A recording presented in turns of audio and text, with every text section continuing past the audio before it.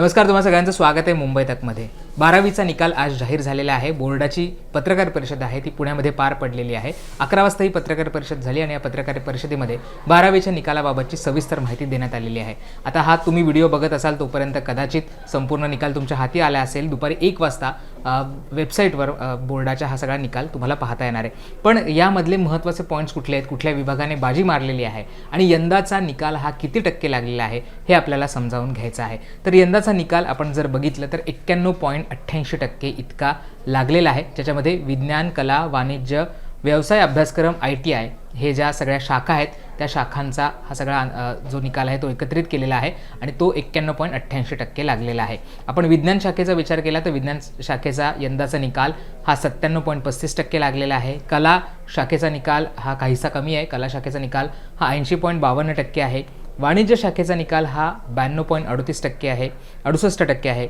व्यवसाय अभ्यासक्रमाचा 83.26% आणि ITIचा 82.3% इतका हा निकाल लागलेला आहे आणि एकूण निकाल हा जसं मी म्हणालं की 91.88% इतका यंदा लागलेला आहे। आता विभाग वार आपण निकाल पाहूयात आणि कुठल्या विभागाने बाजी मारलेली आहे, कुठल्या विभागात किती टक्के निकाल लागलेला आहे हे अगदी संक्षिप्त आपण समजावून घेऊयात।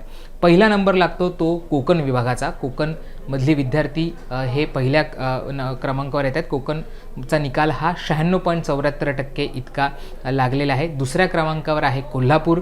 कोल्हापूरचा निकाल हा 93.64% इतका लागलेला आहे। तिसऱ्या क्रमांकावर जातीय मुंबई। मुंबईचा निकाल हा 92.93% इतका लागलेला आहे। चौथ्या क्रमांकावर आहे छत्रपती संभाजीनगर। संभाजीनगरचा निकाल हा 92.24% लागलेला आहे। पाचव्या क्रमांकावर आहे अमरावती। अमरावतीचा निकाल हा 91.43% इतका लागला आहे। पुणे विभाग हा फारच मागे गेलेला आहे। 6व्या क्रमांकावर पुणे विभाग आहे। पुणे विभागाचा निकाल हा 91.32% इतका लागलेला आहे। तर 7व्या क्रमांकावर नाशिक आहे। नाशिकचा निकाल हा 91.31% लागलेला आहे। 8व्या क्रमांकावर नागपूर आहे। नागपूर विभागाचा निकाल हा 90.92% लागलेला आहे। तर सर्वात कमी निकाल सर्वात शेवटच्या क्रमांकावर आहे लातूर। लातूरचा निकाल हा 89.46% इतका लागल्याचा आपल्याला पाहायला मिळते। त्यामुळे पहिल्या क्रमांकावर कोकण आहे। दरवर्षी कोकण हा पहिल्या क्रमांकावर असतं, तर शेवटच्या क्रमांकावर यावेळेस लातूर आहे। लातूरचा निकाल हा 89.46% इतका लागलेला आहे। अर्थात यावेळेस सुद्धा मुलींनी या सगळ्या निकालामध्ये बाजी मारलेली आहे। आणि आपण जर शाखांचा विचार केला तर शाखांच्यामध्ये विज्ञान विभागाचा हा सर्वाधिक निकाल या सगळ्यामध्ये लागल्याचं आपल्याला पाहायला मिळतंय।